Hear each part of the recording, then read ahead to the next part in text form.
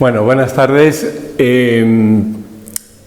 Yo he dado varias conferencias ya sobre inteligencia artificial. La primera la di en el año 2001. El año 2001 no podíamos hablar ni siquiera de revolución como estamos hablando ahora. Es el título, por cierto, el título que ha puesto la misma inteligencia artificial. No lo hemos puesto nosotros. El diseño de la imagen también está realizado por una inteligencia artificial, no sé si ha sido Dalí o alguno de esos. Lo podéis ver fácilmente porque tiene 2 pulgares el ser humano, no consigue hacerlo bien. Pero bueno, como decía, yo llevo pues desde el 2001 hablando de inteligencia artificial y hace apenas 2 semanas estuve en un congreso sobre ciencia y futuro en Alicante, hablando. También me pidieron que hablara de inteligencia artificial y por ser un poco hablar de otros temas, de algo distinto, y ya que estamos en una escuela de filosofía, pues lo que enfoqué la charla hablando acerca de la ética, acerca de la convivencia con la inteligencia artificial, de la convivencia con las máquinas, de la conciencia y de todos estos temas que, como ya hablé hace un par de semanas en Alicante, no me voy a repetir, ya colgarán el vídeo y pues ya lo veréis o lo veremos. Entonces, hoy me voy a limitar al título que ha puesto la inteligencia artificial. Ha dicho la revolución de la inteligencia artificial. Entonces, primero quiero definir de qué estamos hablando, o sea, qué es esto de inteligencia, a qué llamamos inteligencia. Y bueno, pues voy a hacer 2 excursiones, una a la etimología de la palabra inteligencia, que viene de intelligere, en latín, que significa seleccionar de entre varios, o sea, hacer tomar una decisión o seleccionar lo mejor de varias opciones. Eso sería lo inteligente. No es tener una capacidad matemática o aquello que se puso de moda en los años, creo que 70, 80, ese coeficiente de inteligencia.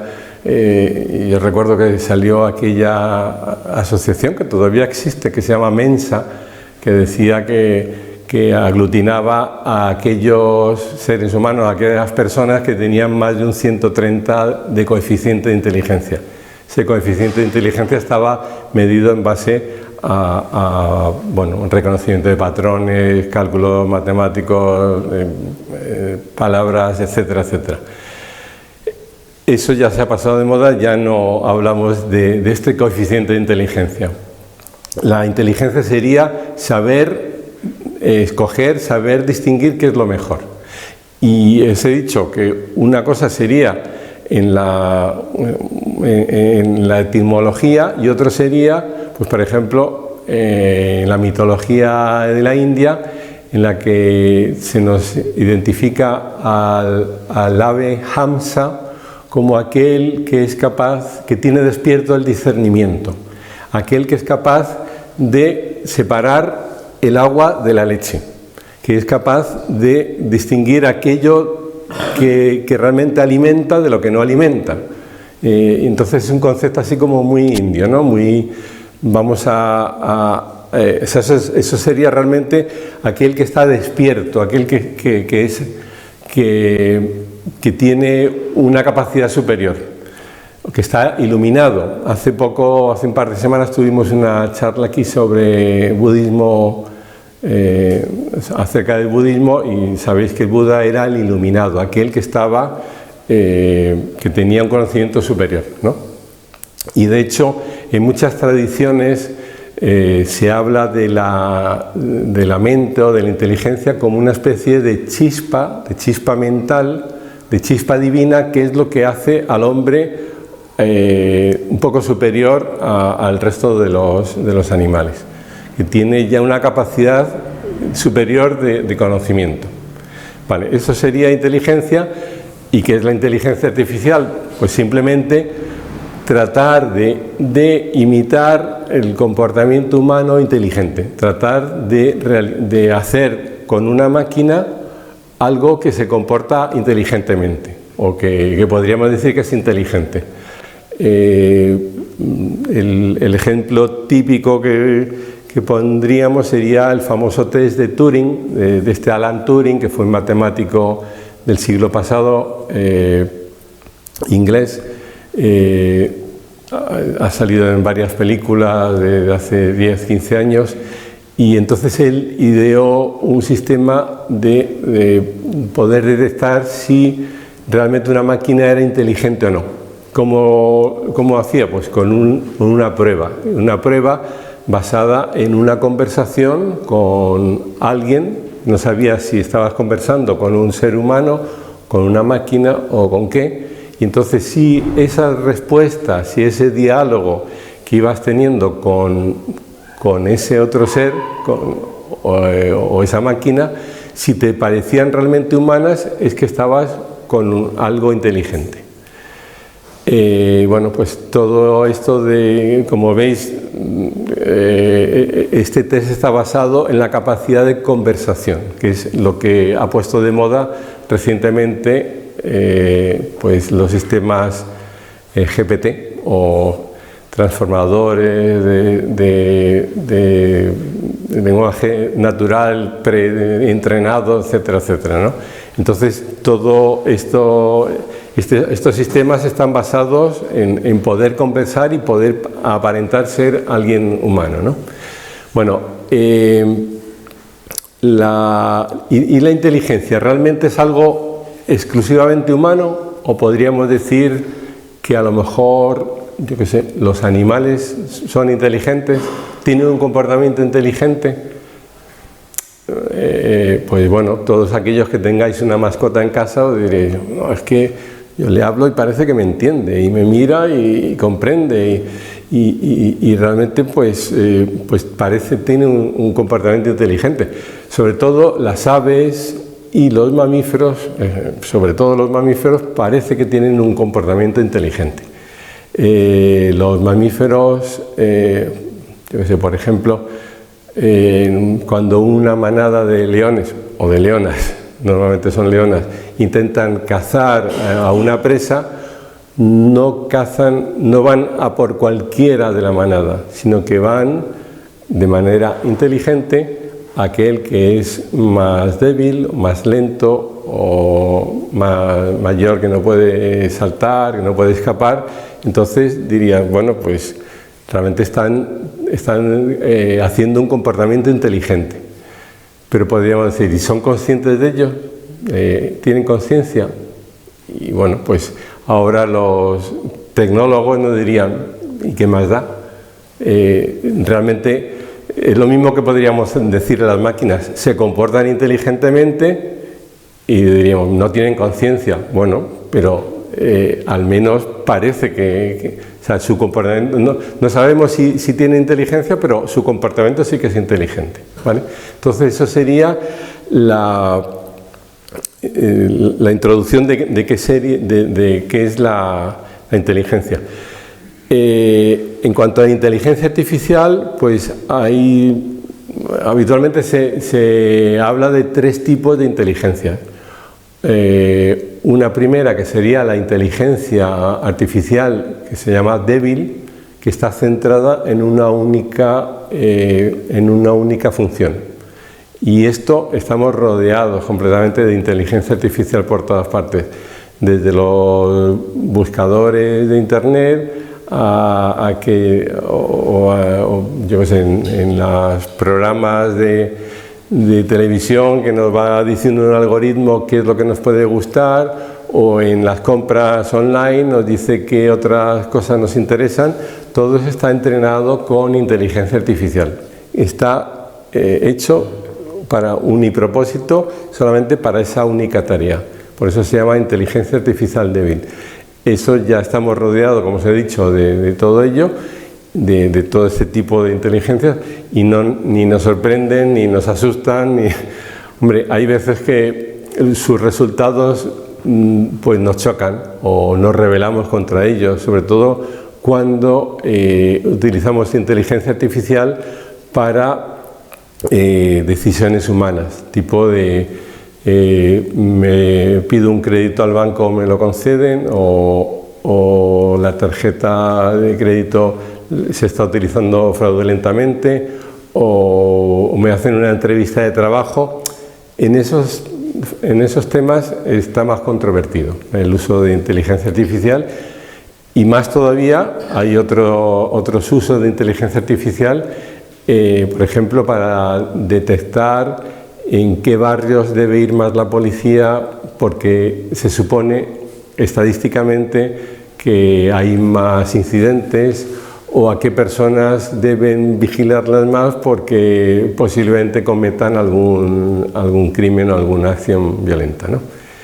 Estos sistemas están muy en entredicho, pero como os digo, en algunos países, en algunos estados, se están utilizando. Eso sería la inteligencia artificial débil. Luego hay una inteligencia artificial fuerte o de general, que lo que haría sería no realizar una única función humana, sino realizar todo el conjunto de las funciones humanas. Todo lo que puede hacer un hombre, realizarlo a través por medio de una máquina. O sea, comportarse inteligentemente no solo en una función, sino en muchas de ellas.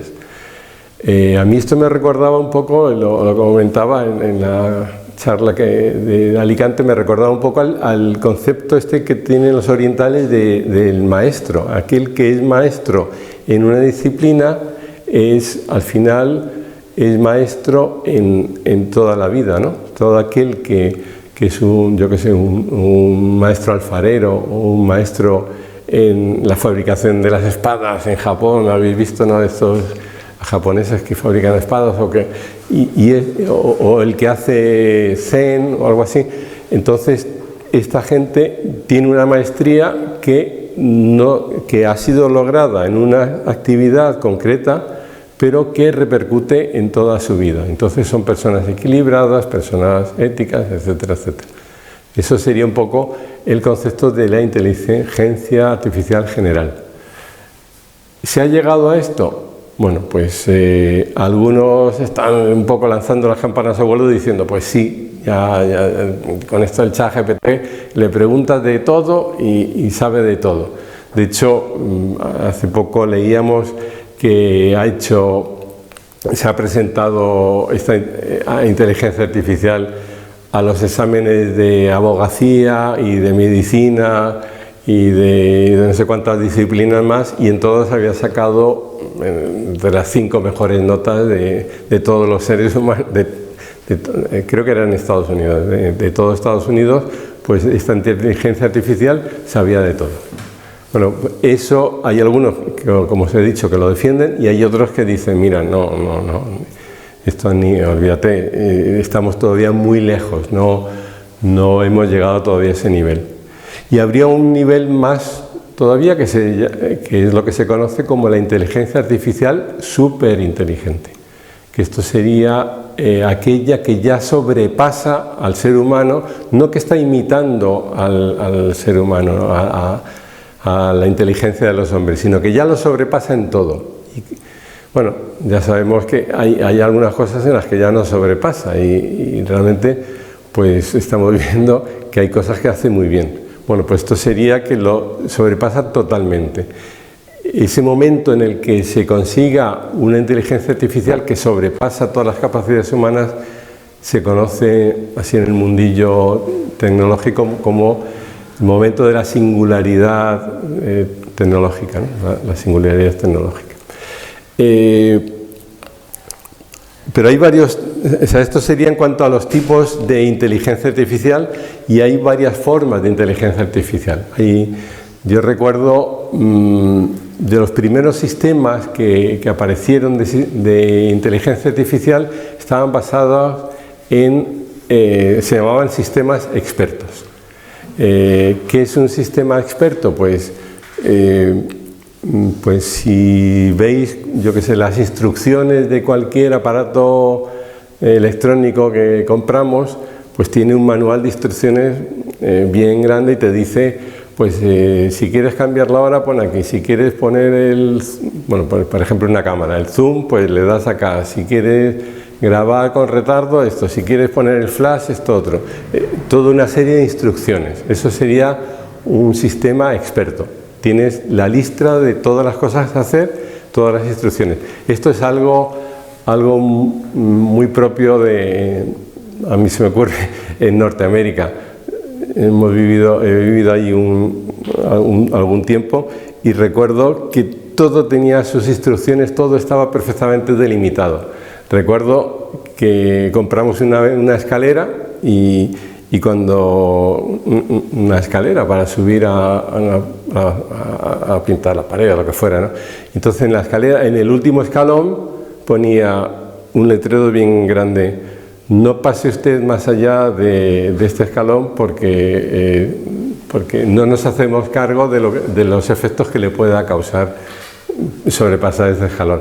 O también habéis oído hablar de cuando ibas en el avión, te ponían un paquetito de cacahuetes y te decía instrucciones para comer los cacahuetes: primero a la bolsa y luego comérselo de dentro.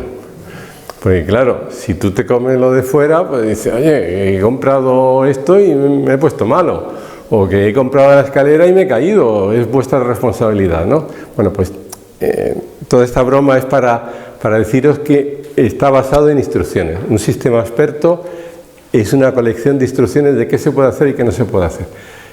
Y con eso, por ejemplo, se consiguió ganar al ajedrez a Kasparov, que era entonces el campeón del mundo, y bueno, hasta hace poquito era Nielsen, ahora es este chino, que no me acuerdo su nombre, y ahora ya lo ganan de calle, pero en ese momento lo ganaron con un sistema experto en el que venía toda la colección de aperturas, toda la colección de finales, toda la colección de desarrollo, de valoración de las piezas, y con eso consiguieron ganar. Para otros juegos era imposible, por ejemplo el juego del Go, pues con un sistema experto no conseguía ganarlo. Entonces ahí empezaron a idear otro tipo de sistemas un poco más avanzados. Primero fueron los sistemas, las redes neuronales artificiales, que se comportan un poco como la mente humana, ¿no? De hecho, o sea, como os he dicho, la inteligencia artificial trata de emular la mente humana. Y esto pues es una imitación del comportamiento humano, y por explicaros de una manera muy sencilla qué es esto de la red neuronal, con un ejemplo. No es mío el ejemplo, se lo he pedido a ChatGPT y me ha gustado, digo, pues está bien este ejemplo. Yo lo he explicado de otra manera más complicada, pero si os recordáis, había una fábula en la India también, otra vez hablo de la India, había una fábula en la India en la cual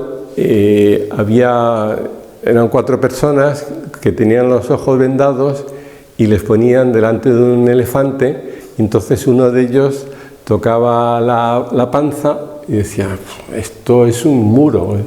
Otro de ellos tocaba la trompa y decía, uy, esto es una serpiente.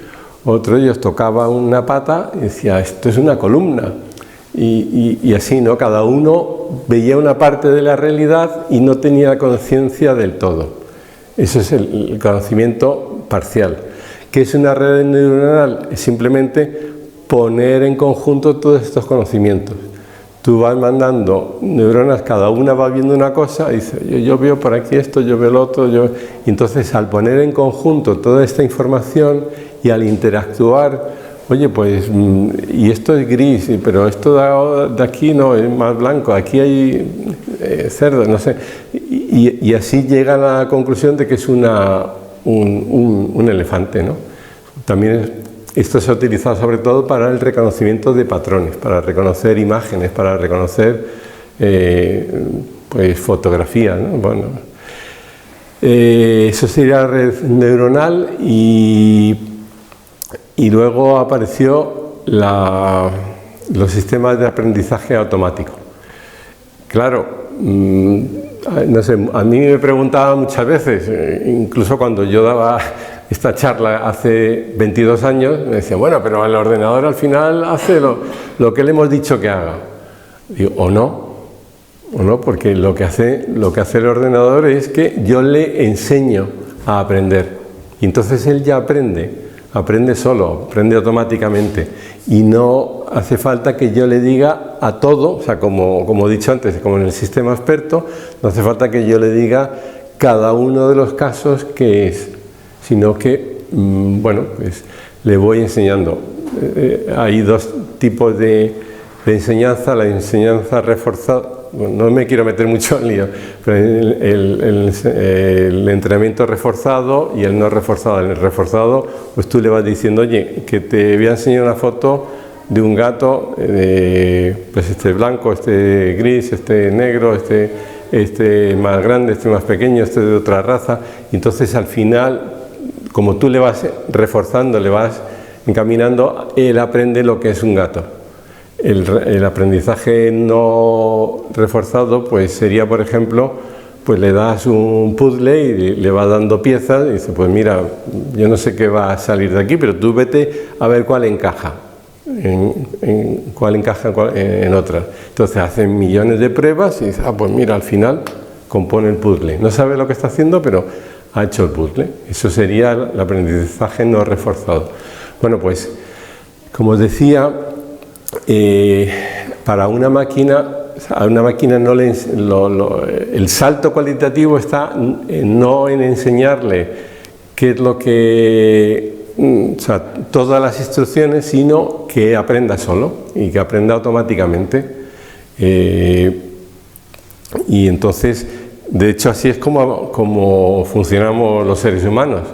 Cuando nacemos no lo sabemos todo, pero nos vamos fijando y vamos imitando primero y vamos luego probando, nos equivocamos, pero corregimos. Entonces, de nuevo, es otra forma muy humana que le hemos transmitido a la inteligencia artificial. Luego estaría el aprendizaje profundo y no sé yo, es que no quería entrar en mucha profundidad, ¿no? Hay una cosa que me he saltado acerca de esto de la inteligencia artificial que a mí me resulta curioso, ¿no? Me resulta curioso que la inteligencia artificial no es un invento nuevo, no es algo de hace pocos años o de noviembre pasado, que es cuando apareció ChatGPT. No es algo innovador, sino que siempre el ser humano ha tenido un interés o un afán por crear.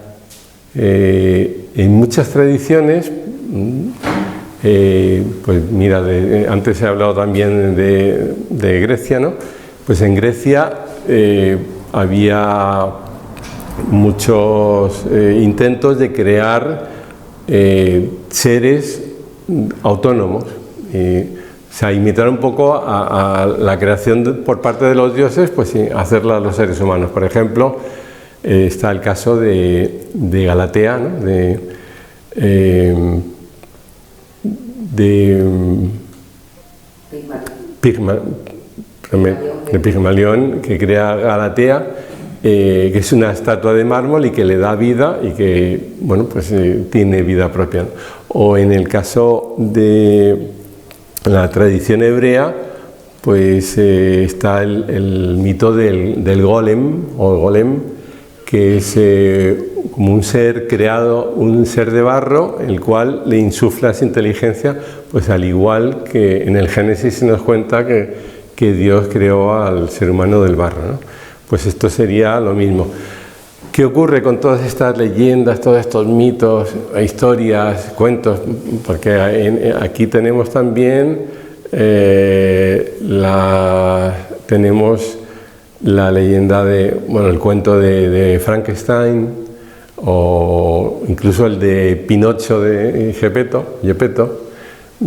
Todas estas cosas no terminan bien. Es un poco, son como una especie de enseñanza moral a través de cuentos en la cual te van diciendo que el ser humano no no debe intentar parecerse a Dios, y es ese orgullo que debe limitar. Esto sería, o sea, como veis, los intentos de hacer inteligencia artificial vienen de muy antiguo, no es algo reciente. ¿Qué ha ocurrido recientemente? Pues ha aparecido ese procesamiento del lenguaje, de lo que llaman el lenguaje natural, que es la capacidad de poder conversar con una máquina, con un ordenador. Ya antes he comentado que para Turing tenía mucha importancia esto de la conversación y hacer parecer que era humano. Pero es que también en los mitos, perdonad que hable tanto de mitos y eso, pero estamos en una escuela de filosofía y tratamos de entender las cosas en su conjunto, no solamente a través de la ciencia, sino a través también de la historia, de los mitos, de las leyendas, porque creo que nos ilustran, las leyendas antiguas nos ilustran muy bien para entender el mundo actual con los medios actuales. O sea, yo no voy a utilizar medios antiguos, ¿no? Pero os decía que dentro de estos mitos del lenguaje, si recordáis, creo, en la Biblia se dice que al principio era el logos, la palabra, y la palabra es la que dio la vida al universo. O sea, que Dios se identificaba con esa mente lógica o en esa palabra, con ese poder de la palabra. Entonces, por eso es tan importante.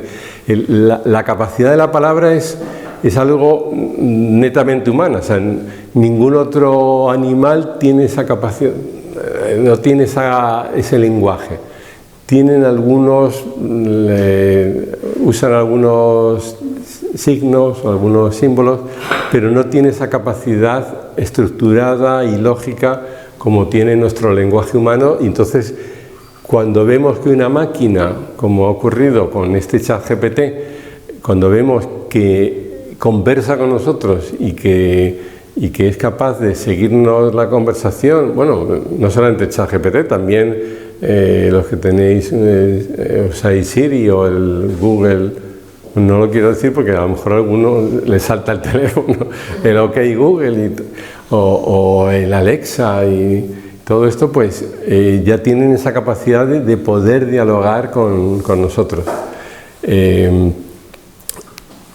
Bueno, hasta ahí el tema de inteligencia. Siguiendo con el título, hemos hablado de revolución. Bueno, ¿dónde está esa revolución? Esa revolución yo lo puedo distinguir en dos niveles. Uno, la revolución a nivel de sociedad, y otro, la revolución a nivel individual o personal, ¿no?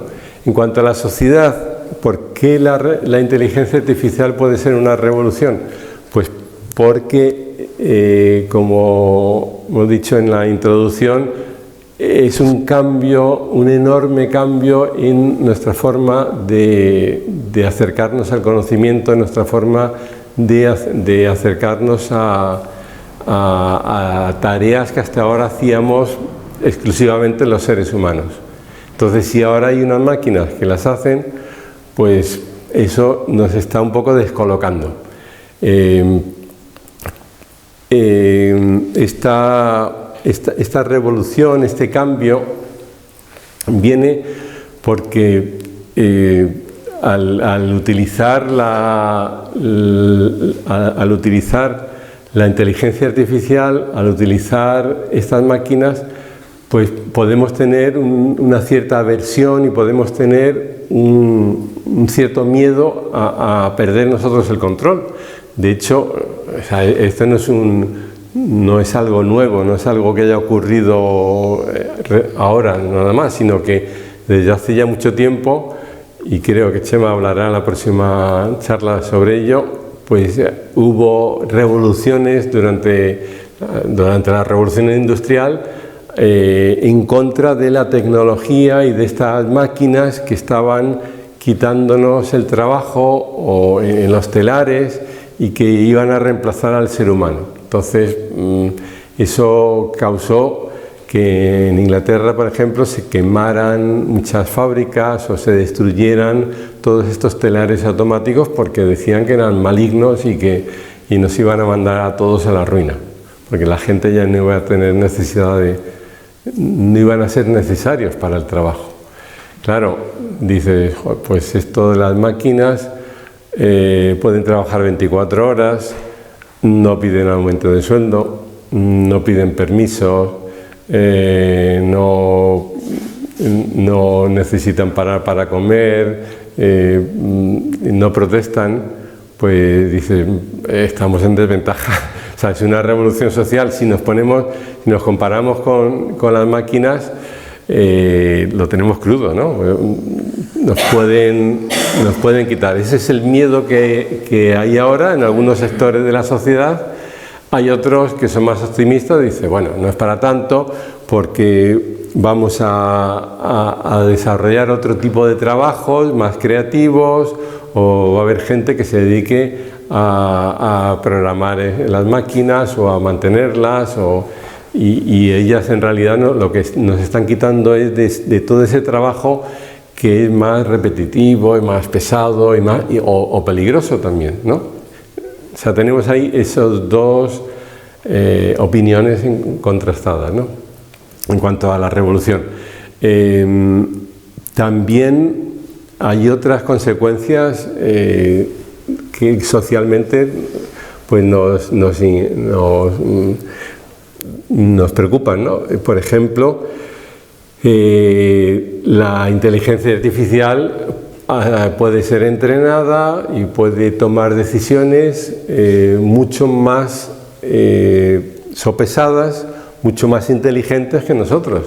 ¿Por qué? Pues porque le hemos enseñado con muchas más cosas de las que nosotros hemos aprendido, que a nosotros nos llevaría muchas vidas aprender todo esto, todo lo que sabe, todos los conocimientos que le han puesto al ChatGPT. Nosotros, yo creo que en nuestra vida no podríamos aprenderlo todo. Y aunque lo aprendiéramos, se nos olvidaría. Seguro que no tendríamos todos los factores en cuenta. Y aunque no los olvidáramos, tendríamos nuestros favoritismos. No seríamos imparciales. Nos gustaría más un tipo de cosas que otras.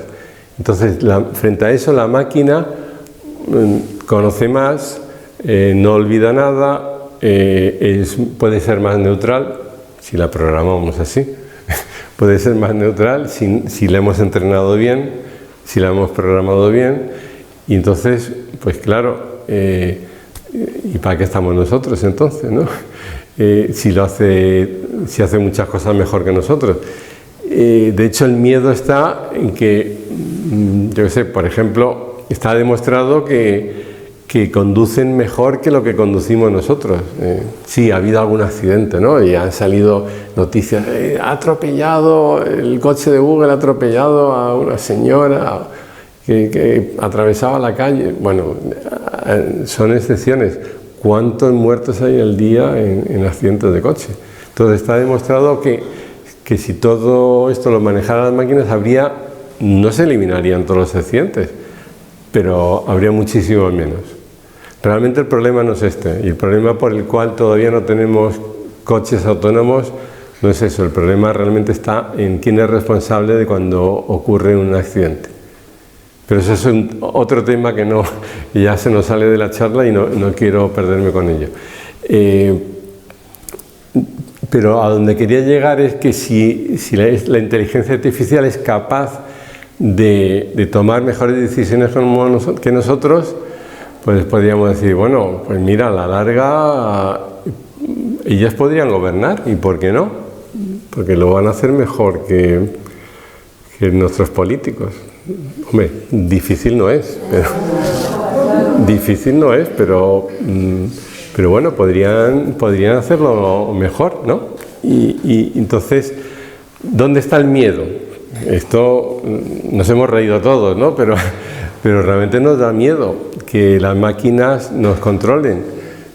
No sé si es por toda la colección de películas de ciencia ficción que hemos visto y que tenemos en la memoria, cuando los robots toman el control del mundo o toman el control de las armas, del Space Link y todo esto, madre mía lo que puede pasar. Pero bueno, es un riesgo que está ahí y que no sabemos si realmente nos saldría bien o saldría mal este factor. Eso en cuanto a los riesgos sociales. Creo que me dejo alguno más, pero bueno, ya sobre la marcha luego iré acordando.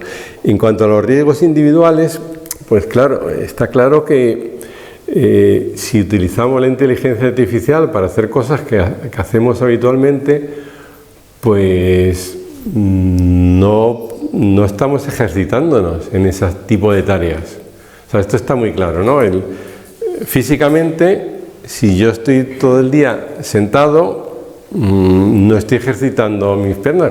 Cuando quiera andar, pues estaré débil o estaré pesado o habré perdido capacidad porque no he ejercitado esas capacidades. Pues esto es lo mismo, en el mundo mental ocurre exactamente lo mismo. Si no ejercitamos la mente, pues estamos perdiendo capacidades. De hecho, pues seguramente muchos de vosotros ya no recuerdan más de 2 o 3 teléfonos, porque todos están en la agenda. Muchos de nosotros ya no nos acordamos de por qué carretera o por qué calle se va a tal sitio, porque total nos lo dice la máquina, ¿para qué me voy a acordar? Muchos de nosotros no sabemos calcular mentalmente hacer un cálculo aritmético, mentalmente, porque sacamos la calculadora y lo hace en un momento, ¿no? Entonces ese es el miedo que nos da esa otra posible revolución que pueda haber, de que la inteligencia artificial redunde, como ha dicho algún humorista, en la estupidez humana, ¿no? La estupidez natural, ¿no? Porque como todo se lo dejamos hacer a la máquina, pues nosotros no desarrollamos facultades. Bueno,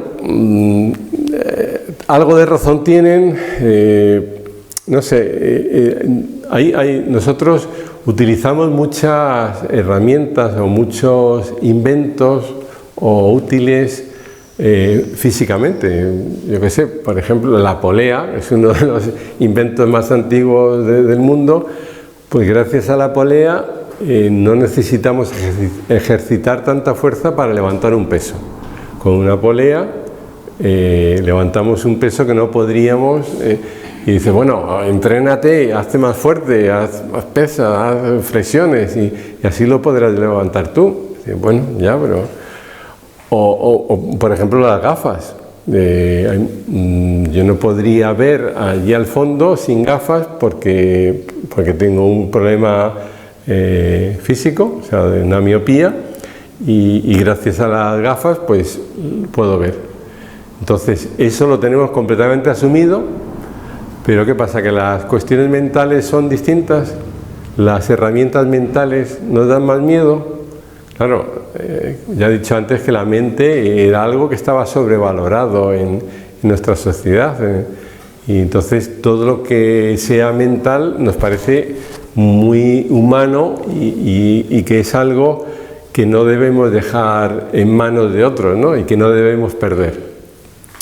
Yo creo que, o sea, según estas tradiciones esotéricas, pues esta mente racional es la que nos permite ir un poco más allá a otro tipo de mente superior y a un conocimiento más profundo del mundo.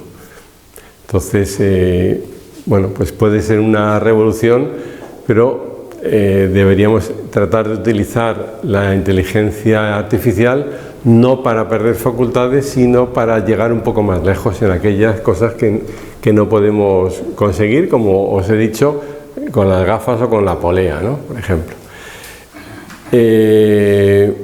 Y hemos hablado de revolución, y la última parte del título y de la conferencia, de esta charla, era acerca de la transformación del conocimiento.